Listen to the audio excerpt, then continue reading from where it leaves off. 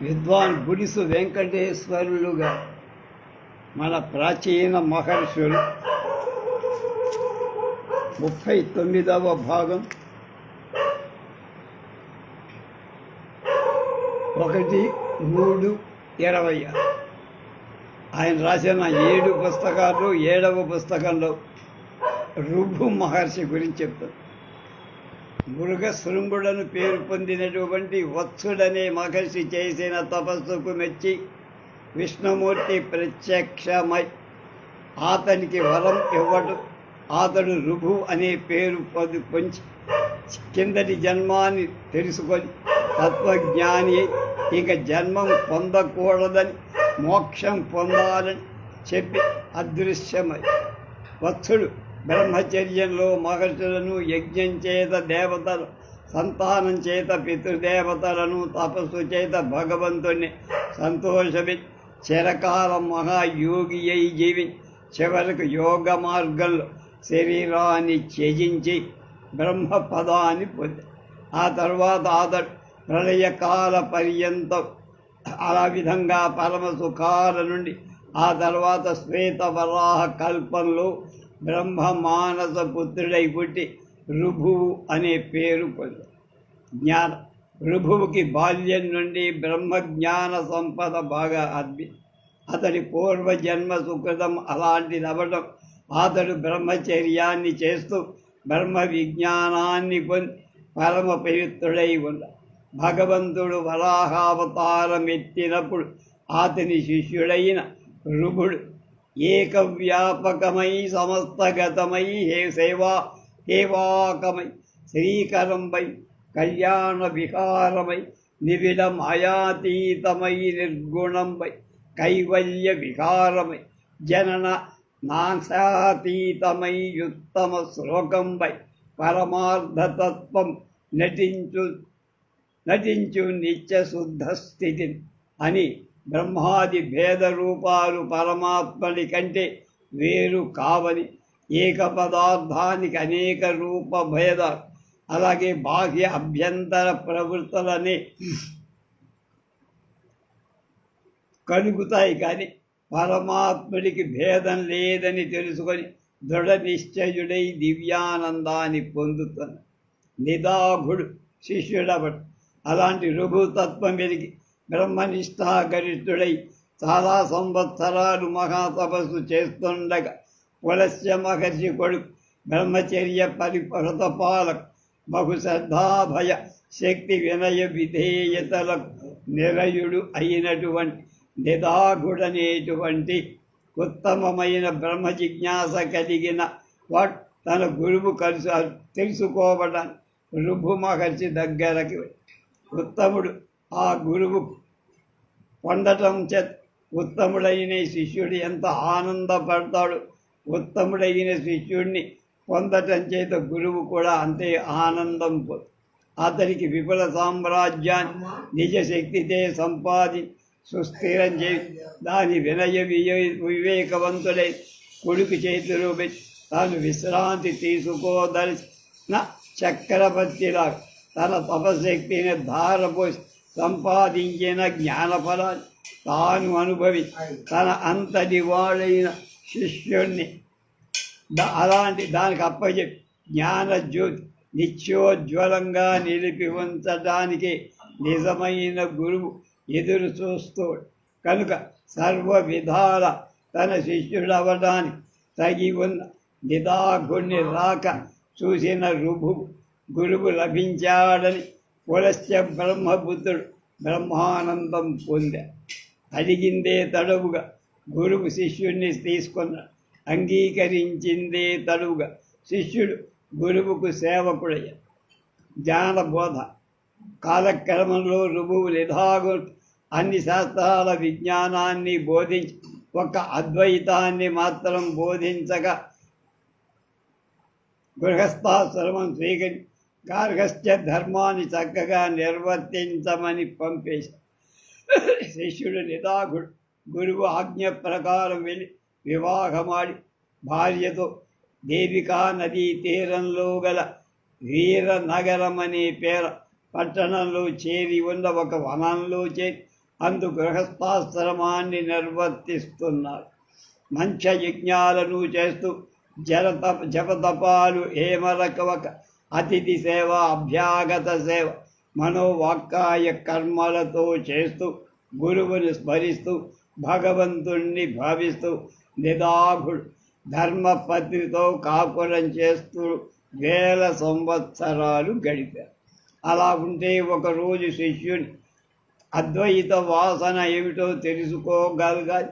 రఘు మహర్షి శిష్యుడైన నిదాఘుడి ఇంటి ముందరకు వచ్చి నిలిచి 1000 సంవత్సరాలు అవటం చేత నిదాఘుడు తన గురిని గుర్తుపట్టలేక ఎవ్వడు అతిథి అనుకొని పిలిచి లోపలికి పోయి అర్ఘ్యపాద్యాలిచ్చి పూజించాడు.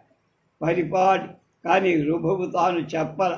నిదాఘుడు గ్రహించలేదు కానీ పరిపాటి ప్రకారం అతిథిని లేచి వచ్చి పక్వాహారం భుజించి బడలికలు పోగొట్టుకోమని నిదాఘుడు తన కన్న అన్నంపై హితవు లేదని చెప్పి అతడు చేయించిన పదార్థాలు ఏవి అని రుభు నిదాఘుణ్ణి అడిగాడు. అతడు ఆ సిద్ధం చేసిన పిండి వంటల పేరు చెప్పి కానీ అవి ఏవి తనకు రుచింపవని షడ్రస సమన్వితమైన మృష్టాన్న భోజనం తనకు పెట్టించమని ఆ అతిథి గృహస్థుని కోరాడు. అంటే గురువు శిష్యుడు. అతడు అలాగే అని భార్యకు చెప్పగా ఆమె అతిథి భర్తకు షడ్రసోపేతమైన భోజనం వడ్డించింది. వాటినన్నింటినీ తృప్తిగా తిని కూర్చుండి ఉన్న రుభువు నిదాకుడు మహాత్మా బడలిక తీరింది కదా, శాఖపాకాలు రుచిగా ఉన్నాయా, ఎక్కడి నుంచి ఎక్కడికి పోతూ ఇక్కడికి వచ్చారు, ఏవు నామధేయమే అని ప్రశ్నించా. దానికి రఘువీరా, అయ్యా ఆకలి వేసేవాడి అన్నం తిన్న తృప్తి చేకూరుతుంది. అసలు ఆకలే ఎరుగని నన్ను ఈ ప్రశ్నలతో ఎందుకు ముంచడానికి పనేమిటి నీకు? భూమిపై పుట్టిన ధాతువులను దేహానికి ఉన్నటువంటి జలాన్ని జఠరాగ్ని కాలుస్తుంది. ఆకలి దప్పిక దేహధర్మం. అది వరలో వాడికి అప్పుడు, ఇది వరలో కానీ ఇప్పుడు కానీ నాకు ఈ దేహ వికారాలు లేవయ్యా. కనుక నేను నిత్యతృప్తుడు. సుఖం తృప్తి ఇవి మనోధర్మ. మనోవికారాలు కలవాళ్ళ ఈ ప్రశ్నలు అడుగు. పరమాత్మనికి మనోధర్మాలు అంటాం. తత్వజ్ఞుడు ఆకాశంలాగా ఎప్పుడు ఎందులోనూ ఉంటాడు. నేను వచ్చేవాడని ఉండేవాడిని కాను.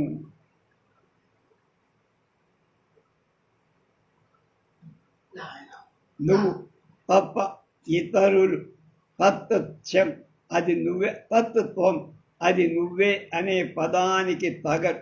నేను తప్ప ఇతరులను సోహం వాడే నేను అంటానికి తగ. అన్నంలో ఉన్న మృష్టాన్న భేదం నీ వలన ఎరుగగోరి నిన్ను ప్రశ్నించా. మృష్టాన్నం అమృష్టం, అమృష్టాన్నం మృష్టమునైన దేహానికి కాని బాధ లేకుండా కల్పించు. అంతేగాని అన్నం ఎప్పుడూ రుచిక. మట్టి గోడలు మెత్తితే గట్టిపడే రకంగా పంచభూతాలతో కూడిన దేహం పంచభూతాల వల్ల పుట్టిన పదార్థాలతో పోషింపబడి బలం కలిగింది అవుతుంది.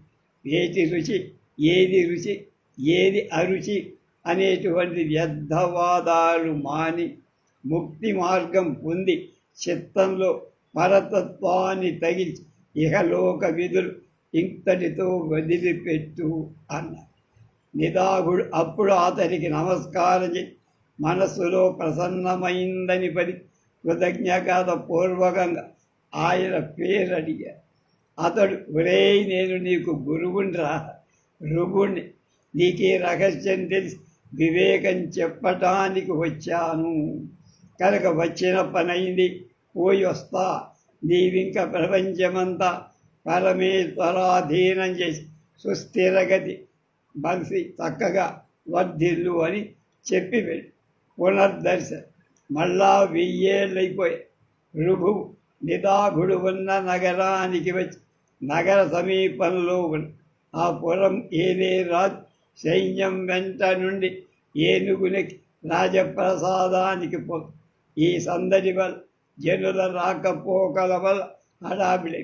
నిదాఘుడు దగ్గరలో ఉన్న అడవిలోకి పండ్లు పాలు మొదలైనవి కుశలు మొదలైనవి తాను మోసుకొని వస్తుండగా రాజ ఆగమనం వల్ల ప్రతిబంధకానికి పోలేక ఆ నగర భాగ్య ప్రదేశంలో ఒక చోట కూర్చొని అతన్ని చూసి ఋభువు దగ్గరకు వచ్చి ఒంటరిపై ఇక్కడ కూర్చున్నావు ఏమిటయ్యా అన్నాడు.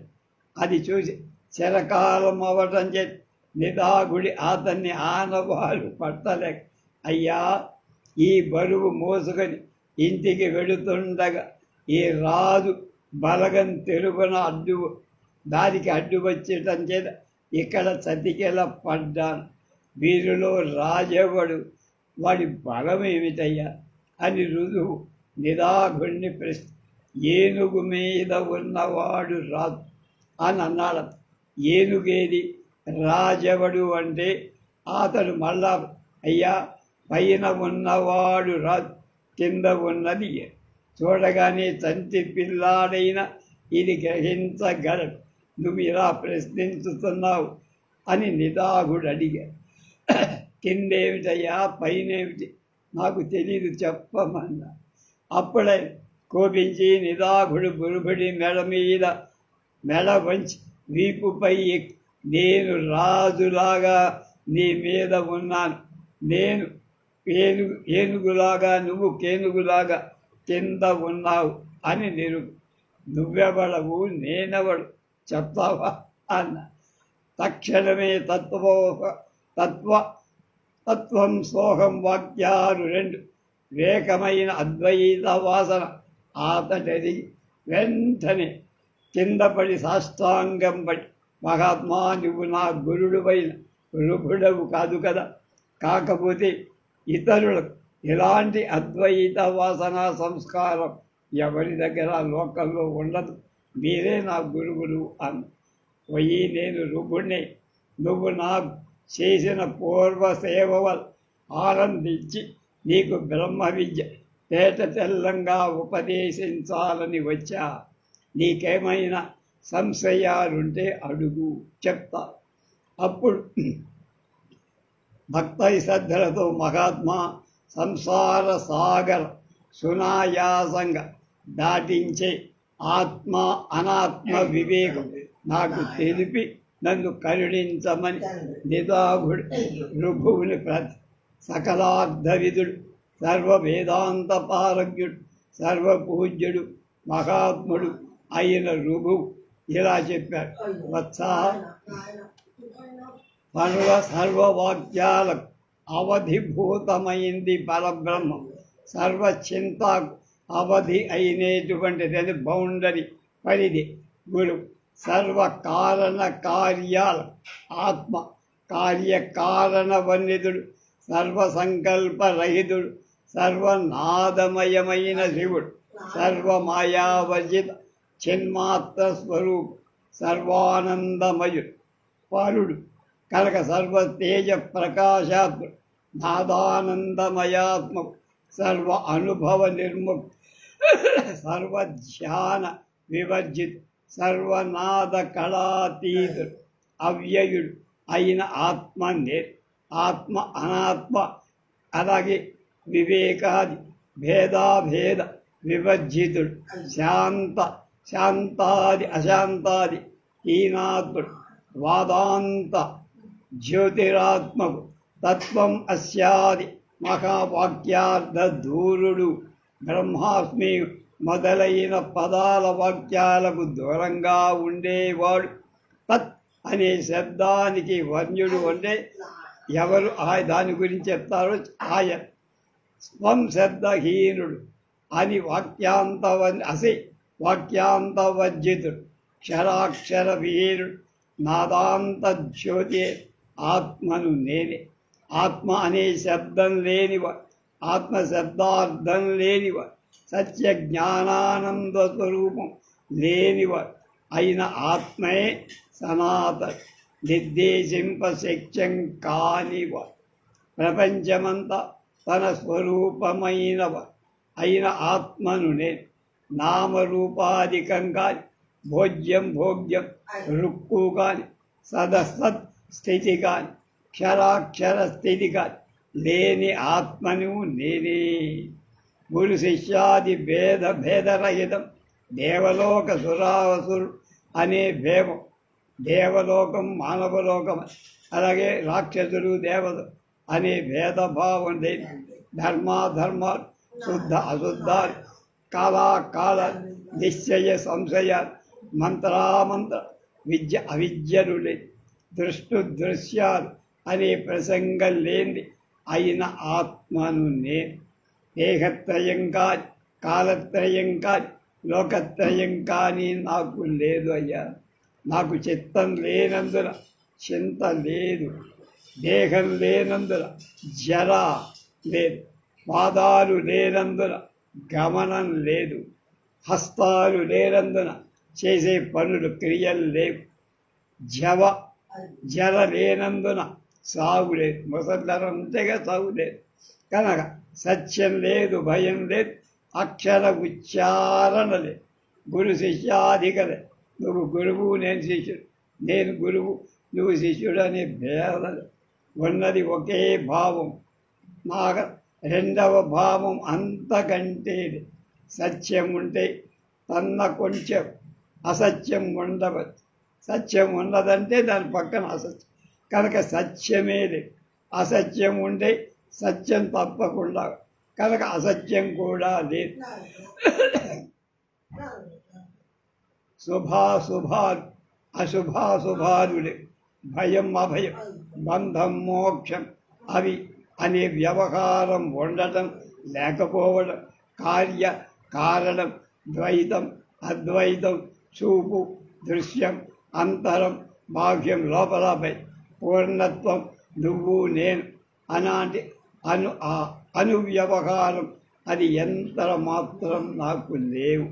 అలాగే నువ్వు కూడా జగత్తంతా బ్రహ్మ మాత్రమే, నేను బ్రహ్మస్వభావుణ్ణి అనేసుకో, కేవల చిన్మాత్ర రూపుణ్ణి అని అర్థం చేసుకోవాలి నాయన. ఈ ప్రపంచం లేనే లేదు, అది పుట్టను లేదు, పుట్టబోదు. చిత్తంలోనే ప్రపంచం ఉంటా, అది ఎప్పటికీ లేనేది.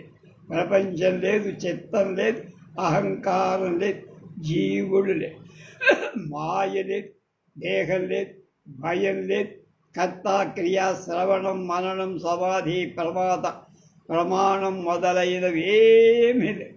అజ్ఞానం, అనుబంధం, అవివేకం, బంధత్రయం ఏమీ ఉండవు. గంగ లేదు, గయ లేదు, సేతువు లేదు, భూతం లేదు, భూమి లేదు, నీరు లేదు, నిప్పు లేదు, గాలి లేదు, ఆకాశం లేదు, దేవతలు లేదు, దిక్పాలకులు లేదు, వేదాలు లేవు, గురువు లేడు, రూపం లేదు, దగ్గర లేదు, దూరం లేదు, తుది లేదు, మొదలు లేదు, అంతం లేదు. అద్వైత ద్వైతాలు అసత్య, బంధమోక్షాలు లేవు, జాతి లేదు, గతి లేదు, వజ్ఞం లేదు, లౌకికం లేదు, సర్వం బ్రహ్మ అనే వ్యవహారం లేనే లేదు.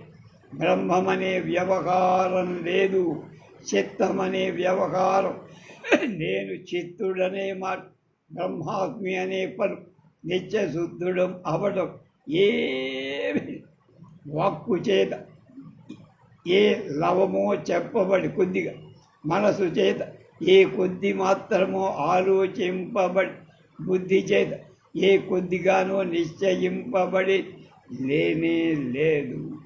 చిత్తాన్ని ఎరగబడి చిత్తము చేత తెలుసుకోబడేది లేదు. యోగా అధికారి సర్వదా లేవు. అలాగే అహోరాత్ర మాప సంవత్సర యుగ కల్పాదులు లేవు. స్నాన ధ్యాన తపాదులు లేవు. భ్రాంతి అభ్రాంతి లేవు. వేదశాస్త్ర పురాణ కార్యకారణ ఈశ్వర లోకం భూతం జననం ఐక్యం మొదలైనవి అన్నీ మిథ్యాత్మకాలు. వాక్కుచే చెప్ప సంకల్పించే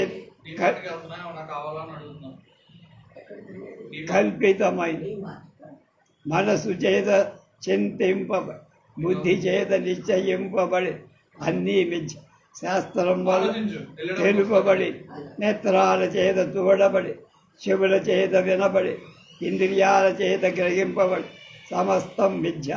సర్వం సంకల్ప సంభవమే. నాది నీది నాకు నీకు నాకై నీకై నాచే నీచే అనే వ్యవహారం అంతా మిథ్య నాయన. విష్ణువు రక్షకుడు, బ్రహ్మ సృష్టిగర్, రుద్రుడు సంహారకు. ఇలాంటి భావన వ్యవహారమంతా మిథ్య భ్రమ. స్నాన జప హోమ స్వాధ్యాయ దేవ పూజనం మంత్రం తంత్రం తత్సంగమం గుణదోష విజృంభణ అంతఃకరణం అవిద్య అనేక కోటి బ్రహ్మాండాలు ఇవన్నీ మిథ్యలు అని ఎన్నో విషయాలు చెప్పారు. అప్పుడు నిదాఘుడు ఆనందంతో స్వామి మీ చెప్పిన రూప బ్రహ్మ పదార్థం వల్ల నాకు కలిగినే మేదేం లేదు. ఎరుగదగిన ధర్మాధికారు ఏమి? బ్రహ్మాన్ని నేను ఎలా తెలుసుకోగలను? ఎరిగినగలు ఫలితమే. ఎరుగు అంటే తెలుసుకుంటే ఫలితమే. అలాగే తాము సెలవిచ్చిన నడుచుకుంటే సర్వవర్ణాశ్రమ ధర్మం వంకలైపోదు, సంకరమైపోదు. మీరు చెప్పిన బ్రహ్మ విజ్ఞానం గొప్పదే అవ్వచ్చు. అందు అటుంచి నాకు సంసార బంధన ముక్తి ఎప్పుడు ఎలా కలుగుతుందో ఆ జ్ఞానాన్ని ఉపదేశం. అప్పుడు రుభుడు వత్స రుభుగీతి అని ఉంది. అది రమణాశ్రమం వాడు దాని దేశాన్ని నేను కొన్నాను, నా దగ్గర ఉన్నాడు. బ్రహ్మం సగుణమని, నిర్గుణమని, నిష్ప్రతియోగికమని మూడు విధ. అందు సగుణాలు మాయోపాధిక సహితం తత్వమస్యాది వాచ్యార్థమై వర్జనీయ స్వభావం కట్ జీవేశ్వర విభాగం చేత రెండు రక. జీవుడు త్రివిధవంతుడు, ఈశ్వరుడు త్రివిధవంతుడు కనుకను సగుణ బ్రహ్మ విషయం దొరవగా. రెండవదైన నిర్గుణ బ్రహ్మం తత్వమస్యాది వాక్యార్థం అవడం ముముక్షువులకు ఉపాధి అంటే అనుసరించదు. మూడవదైన నిష్ప్రతి యౌగిక ధర్మం బ్రహ్మం ఎరుగనిదే ముముక్షవ స్వగతం భేదం అనేది నశించదు. సంసార మోక్షస్థితి నిర్గుణ బ్రహ్మస్వరూపాన్ని చెబుతా విను. ఆ నిర్గుణ బ్రహ్మం నువ్వే. త్వమేవ పరమాత్మాసి త్వమేవ పరమో గురు త్వమేవాకాశరూపో సాక్షాహీనో సి సర్వదా. త్వమేవ సర్వభావోసి త్వం బ్రహ్మాసి న సంశయః. కాలహీనోసి కాలోసి సదా బ్రహ్మాసి చిద్ఘన చిద్ఘన. నువ్వే పరమాత్మ, నువ్వే పరమ గురు, నువ్వే ఆకాశ స్వరూప్, నువ్వే సాక్షిగీరు, సర్వభావాలు నువ్వే. నువ్వే బ్రహ్మం, సందేహం లేదు. కాలహీనుడం, కాలరూపి, చిద్ఘనుడం అయిన నువ్వే బ్రహ్మస్వరూప్. నువ్వు సత్యం, సిద్ధుడం, సనాతనుడం, ముక్తుడం, మోక్షస్వరూపుడు, ఆనందరూప అమృతుడు, దేవుడు, శాంతుడు, నిరామయుడు, బ్రహ్మస్వరూపుడు, పూర్ణుడు, పరమాత్మడు, పరాత్మడు. సందేహ దేహం అనేటువంటి సంకల్పించే అంతఃకరణం అంట. ఈ దేహం అనే సంకల్పమే మహాసంసారం అంట. అదే బంధం, నరకం, దుఃఖం. దేహం అనేది బుద్ధి, అవిద్య, ద్వైతం, పరిచ్ఛిన్నం. అలా సంకల్పమే మనసే సమస్త ప్రపంచాన్ని మహాశత్రువు. మనసహా సంసారం. శబ్దస్పర్శ రూపరస గంధాదులని మనస్సు వల్ల పుట్టినవే. మనసే సర్వాన్ని కల్పిస్తూ, మనసే పాలిస్తూ, మనసే స్మరిస్తూ కనుక మనసే సంసారక. మనసే సర్వాన్ని నిర్మిస్తుంది, విస్మరిస్తుంది కనుక సర్వం దానిచేత భాగం. లేదనేది ఉన్నది. దూషణ భూషణ తిరస్కారం సుఖ దుఃఖాలు ఇవి మనోకల్పిత. సర్వానికి నిదానమైన సూక్ష్మమైన మనసు సత్య జ్ఞానానంద స్వరూపం అనే సముద్రంలో మాయచే కల్పింపబడి నీ అజ్ఞాన విరోధమై నిత్య బోధ స్వరూపం సూర్యోదయంతో చీకటి నశించినట్లు జ్ఞానోదయంచో అజ్ఞానం పోతుందయ్యా.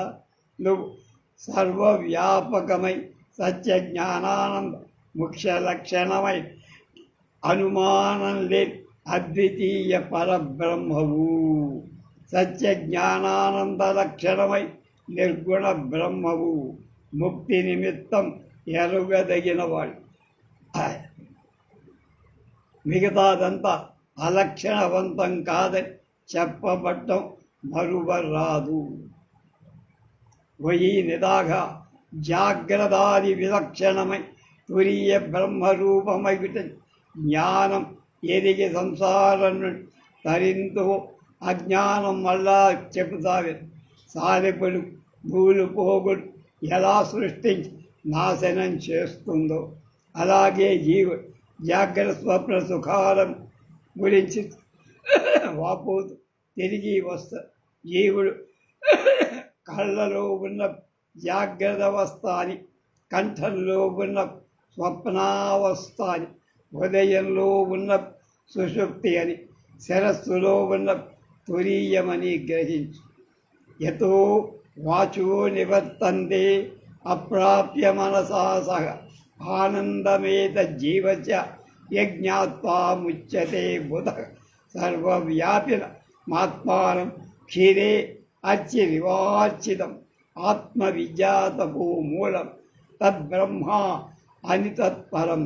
నీ నిర్గుణ బ్రహ్మస్వరూపను సదస్సు మనస్సులో కూడా బ్రహ్మం అందకుండానే అవుతే మరి ఏ ఆనందం తెలుసుకొని పండితుడు బంధ విముక్తుడు అవుతున్నాడు. ఆ ఆనందమే జీవుడిది. పాలలోని నెయ్యిలా దేహంలో గల సర్వవ్యాపి అయిన ఆత్మ విద్యకు తనకు మూలమైన ఉపనిషత్ సానభూతమై బ్రహ్మంగా తెలుసు. నిదాగుడు మళ్ళీ అడుగుతున్నాడు, దేవా యతో వాచో నివర్తంతే అన్న శృతి వల్ల ఆనందం బ్రహ్మాకి చెప్పవు. అప్పుడు జీవుడికి చెప్పారు. ఆనందమయ సంజ్ఞ కల జీవుడి శృతిలో ఆనందం చెప్పబడిన ఆ ఆనందమయం హేయ గుణక అవటం వల్ల అది జీవుడిదిక. అందరి అవాంగ మనస సంయజ్ఞత జీవుడిదిక. ఈ శృతిలోని ఆనందానికి వేద్యత్వం చెప్పడం, అది బ్రహ్మానికి చెప్పడం నిజం కాదు, యుక్తం కాదు.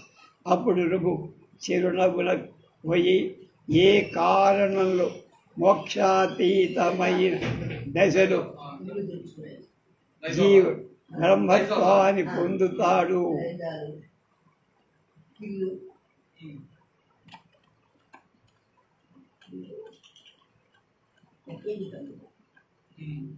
ఆ కారణం చేత అవాంగ మానస గోచరమై బ్రహ్మం జీవశబ్దం చేత చెప్ప కనుక పంచకోశ వికార్యే జీవుడి స్వయం శబ్దార్థభూతమై ఆత్మస్థానీయమైన ఆనందమే వేద్యం తెలుసుకో. ఈ పంచకోశాలే జాగ్రత్తాదులై మూడవస్థ జాగ్రత్త స్వప్న సుషుప్తి తదన్యం వాటిగా అవి కాదు. జ్ఞానానందమయ స్వరూపం తురీయం. పై మూడు అవస్థలకు విశ్వడు, తైజసుడు, ప్రాజ్ఞుడు అనేవాడు వరుసగా అభిమానం. మిగతావాడు ప్రభువైన కూటస్థ. ఇవ్వడు ప్రభు ప్రజ్ఞ కలవాడు. తైజసుడు అంతఃప్రజ్ఞ కల, ప్రాజ్ఞుడు మనఃప్రజ్ఞ కలవాడు. ఒకే జీవుడు ఇలా మూడు రకాలుగా అనిపిస్తాడు. ప్రాజ్ఞుడు ఘన ప్రజ్ఞ కలవ. ఒకే జీవుడు ఇలా మూడు విధ. విష్ణుడు కుడి కంటి జీవ, తైజసుడు మనస్సులో, ప్రాజ్ఞుడు ఉదయ ఆకాశంలో. ఒకే జీవుడు మూడు విధాలు. విష్ణుడు స్థూల ప్రపంచం, తైజస్సు సూక్ష్మ ప్రపంచం. ప్రాజ్ఞుడు ఆనందాన్ని అనుభవిస్తూ స్థూల ప్రపంచం విశ్వని, సూక్ష్మ ప్రపంచం తైజస్సుని. ఆనందం ప్రాజ్ఞుణ్ణి తృప్తిపరు. కూటస్థుడు జీవుడి మూలం కర్మఫల భోగా అనుభవం పొందుతున్నట్టు చెప్పబడిన వాణ్ణి అంట. కూటస్థుడైన పురుషుడు విశ్వ తేజస ప్రాజ్ఞుడు కాల్. సూర్యుడు జలాల్లో ప్రతిబింబించి అనేక విధాలుగా తోచినట్లు ప్రాణుడని పురుషుడు చైతన్యాత్మక జీవుడు సర్వ ప్రపంచాన్ని ప్రత్యేకించి పుట్టిస్తారు. విశ్వ తైజసు స్వప్న నిద్రలు కలవ. ప్రాజ్ఞుడు స్వప్నం లేని నిద్రతో కూడినవ. సత్యవస్తు సత్య అన్య విధాన పొందటం స్వప్న. తత్వం ఎరగకపోవడం నిద్ర. ఈ రెంటిది క్షీణతయే తురీయం. అనాది అయిన మాయచే నిద్రించి ఉండే జీవుడు జాగ్రత్త స్థితికి చెందిన పుట్టుకలేని ద్వైత శూన్యమైన స్వప్నం కాని నిద్ర కాని తురీయ స్వరూపాన్ని తెలుసుకోండి.